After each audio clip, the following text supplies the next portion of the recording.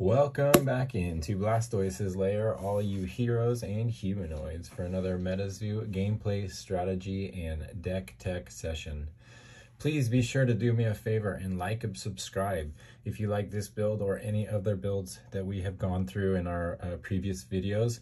And if you have any comments on how this deck runs, any improvements or buffs, please be sure to comment below. And if you like this build, want any more information, or want to check out any of the other builds that we've put together, please be sure to check out www.blastoiseslayertcg.com and our social at Blastoiseslayer on Instagram. All right, today we are jumping right in. Finding our frogs is going to be key today for Revenge of the Frogman. Now, this is a 43 card water tower eligible qualifier that we put together a few weeks ago and actually competed at our local LGS with this exact build.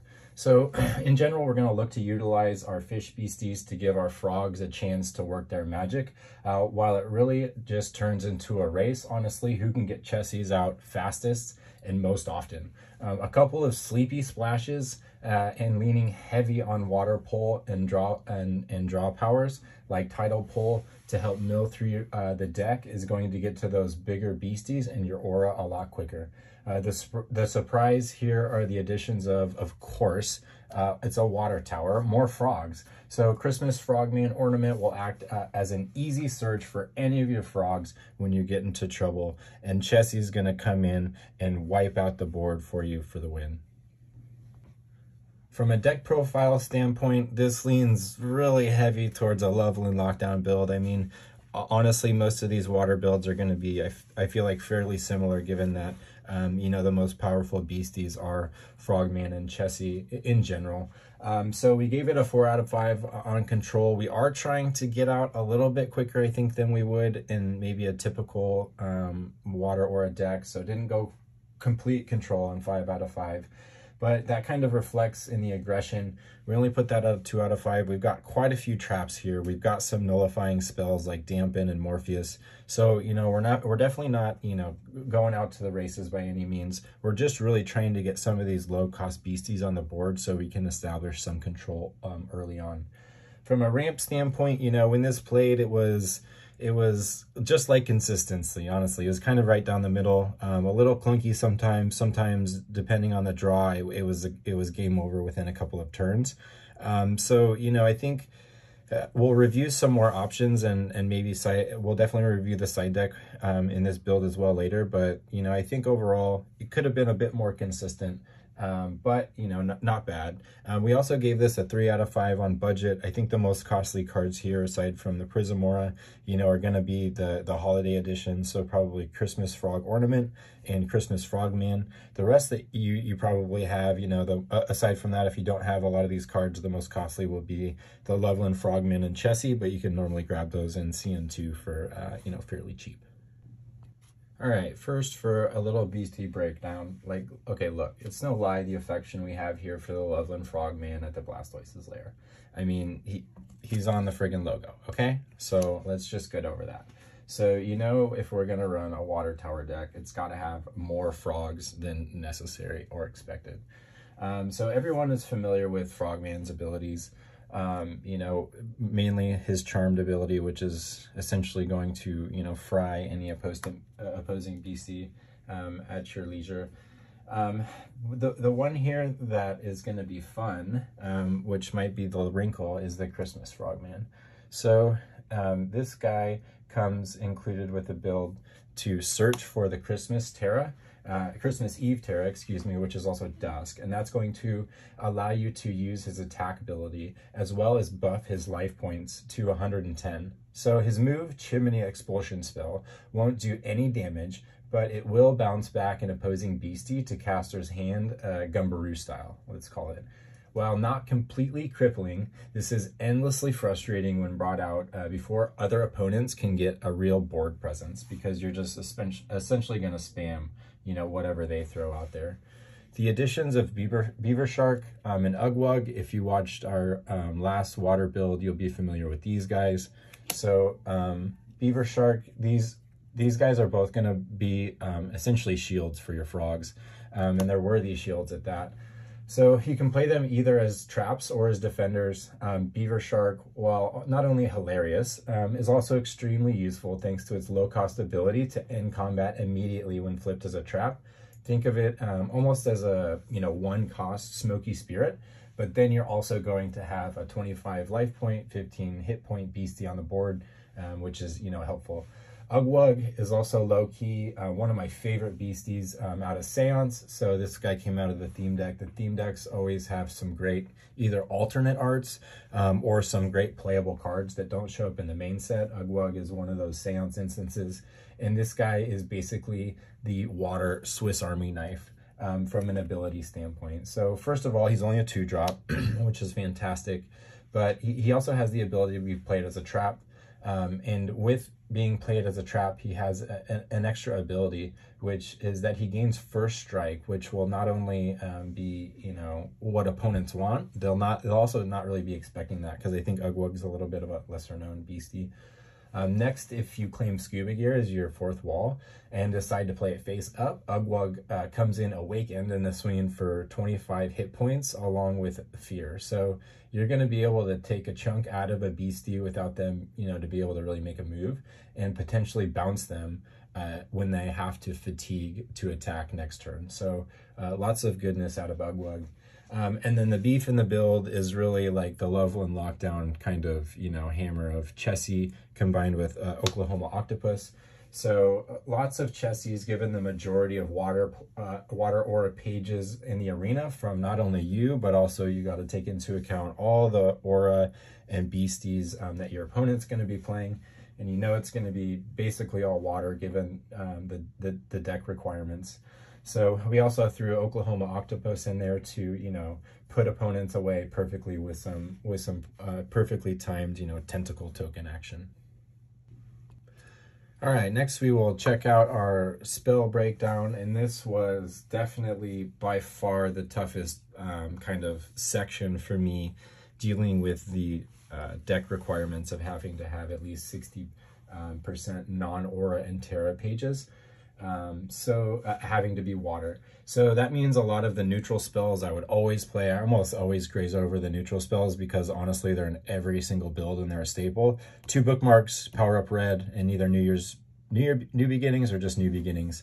So you'll obviously see one of those is missing here. That was the prime example of the sacrifice for me to be able to splash some of these Morpheus was getting rid of New Beginnings. It ended up in my side deck. But, aside from this kind of water tower build scenario, something I would, never do in my main. In the end, I opted to go heavy with spells that kind of mimicked my beastie's strengths. So Tidal Pull to help on that draw power, not only what that Frogman's getting when he's in the arena, but, if he happens to be protected and safe, essentially, you're going to be able to nullify those spells as well as help get some extra pull there.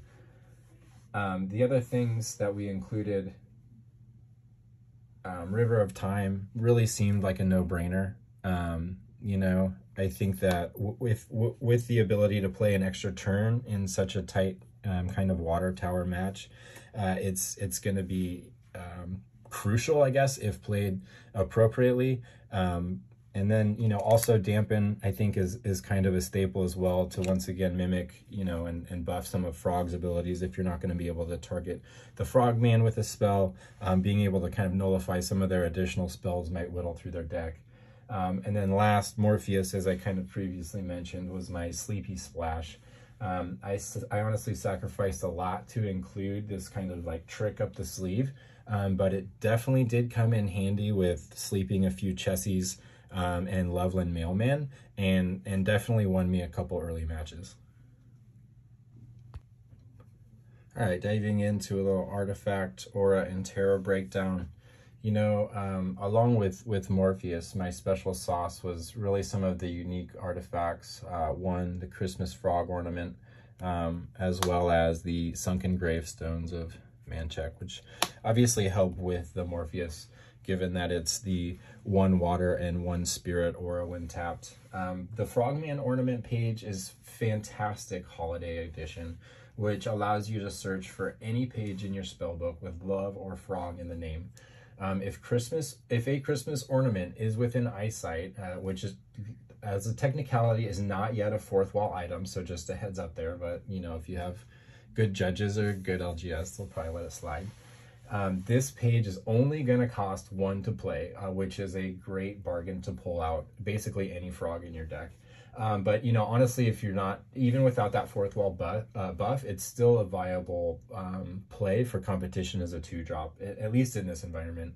The gravestones, as I mentioned, helped because it balanced the water aura page from the 60% standpoint. Obviously, it counted towards that inclusion, but also generally helped me splash those Morpheus when I needed to, especially early in the game when I hadn't yet got a prism.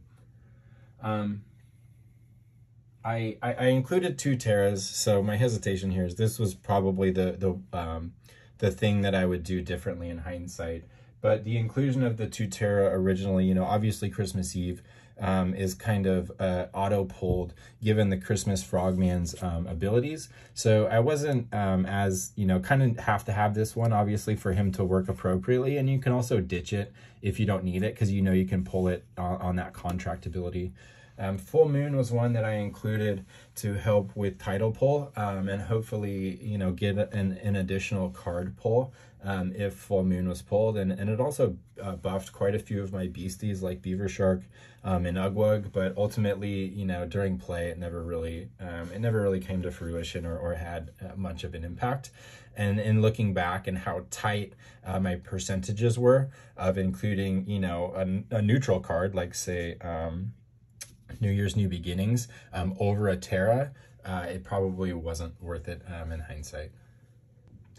Okay, so we're going to do something a little bit differently here. We're going to review weaknesses, side deck options. I'm actually going to go through my entire archive here, which, you know, I don't normally do. I like to kind of keep it open-ended, and, you know, these things you can build off of or take with your own ideas. But given this is more of a tournament type setup, I think it would be at least helpful to go through what I was thinking from a side deck option. And actually, you know, a lot of this did impact the play early on because, as I mentioned previously, given the fact that everybody is playing water decks and Chessie's ability really specifically, there's a lot of interesting things that I think happened in gameplay, which I didn't really anticipate.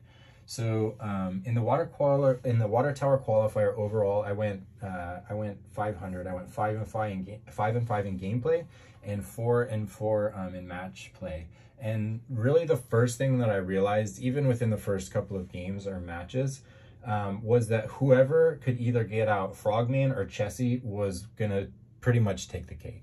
And with that being said, I was glad to have added in my side deck an additional Chessie, which I had 3 in the original main, but side decked the 4th for the entire playset. So, you know, after kind of I realized that Chessie, the 4th Chessie, almost immediately always made it into my main after I was able to side deck.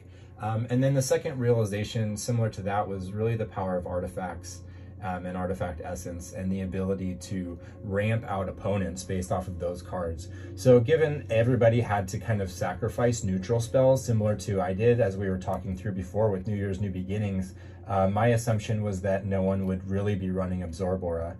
And I was mostly correct. I think a handful of people were, but majority were not. And I was obviously running the 2 Sunken Gravestones, but I had also side decked Mermaid Scales. So once, similar to Chessie, the additional 2 Mermaid Scales that I had side decked, pretty much always, and I think the other thing that helped here is they were all water pages, so I felt confident that my percentages weren't going to be shifted during gameplay. So those ones really helped with both ramp and, you know, like I said, getting Chessies out quicker, which really helped early game. I think typically artifacts and artifact essence are kind of seen as fragile, But really, when you think through the builds, a lot of the early without people running Absorbor and things like that, a lot of the early beasties you're going to have are people like Beaver Shark who only swing for 15, or Frogman who don't swing for any at all. So honestly, the artifacts and artifact essence were kind of tough to get rid of while you were trying to build up your kind of slower ramp board as well. So that was something that definitely impacted my side deck. And if I were to rebuild this deck, I would probably ditch some of the Terra. Literally everybody's running the same Terra, so you're probably going to get those boost effects from your opponent running them. And I would probably, you know, get rid of an additional Christmas Frogman, because it's a great ability, but there's so many frogs in this deck, I don't think that I needed 2 of them. I think the other things from a side deck perspective that didn't make it into play, so I had some more traditional things like Sudden Camouflage, which would have helped, you know, all of my Sharks and Chessie. Smoky Spirits, which is pretty typical in Loveland Frogman decks to help protect them. And then Lightning in a Bottle to, you know, honestly, Chessie was swinging for 200 pretty easily almost every match. So to be able to Lightning in a Bottle him a couple of times would have made some serious impacts as well. But honestly, those never really made it out because the deck was working generally kind of how I expected. Lastly, from a side deck inclusion standpoint, we had 2 Fetish Artifact and 2 Cursed Contract. And really the idea here was if my Morpheus kind of idea wasn't working out, these were backups to that. So a little bit more costly, but Cursed Contract is one of the most amazing cards in the game. You know, essentially turning any opposing spell into a -75 LP for them. So it's really, you know, a beefed up dampen, which kind of played along with it. And then Fetish Artifact, which I could have thrown out there to, once again, maybe help early on in the game when I didn't have the board set up. But, you know, Morpheus worked so effectively in my first couple of matches that I didn't really make any of those spirit swaps. So, you know, I think if I were to go back, as I mentioned, some things I didn't include, like I don't have Loveland Mailmans in this build. I tried to do as many frogs as I could. I would have loved to include some Loveland Mailman in this deck as well. Probably would, you know, maybe swap out a couple of fish for them. And like I said, I don't think both frog tutors are completely necessary. And probably ditch the Terra because you're going to get those bonuses from some of your opponents in the arena already. All right, well, that is going to wrap up this extended edition of Blastoise's Lair MetaZoo gameplay strategy and deck tech. I hope you enjoyed this deep dive into the Water Tower qualifier that I put together and ran a couple of weeks ago at our LGS. So be sure, if you have any questions or comments, hit us below and we'll be sure to get back to you. Also, if there's any you know, questions on how to play this, be sure to check out www.blastoiseslairtcg.com and our Instagram handle at Blastoiseslair. All right, next week we're getting out of the water. I'm sick of the water, to be honest. I am so it's a slog, right? It's a slog. So we're gonna hop back into the forest. We're gonna do a little Spirit Forest dual aura deck that we teased a few weeks ago based around the White Stag, some spooked deer. So please be sure to check back. We're gonna drop that this weekend. Appreciate you rolling through. Catch you next time.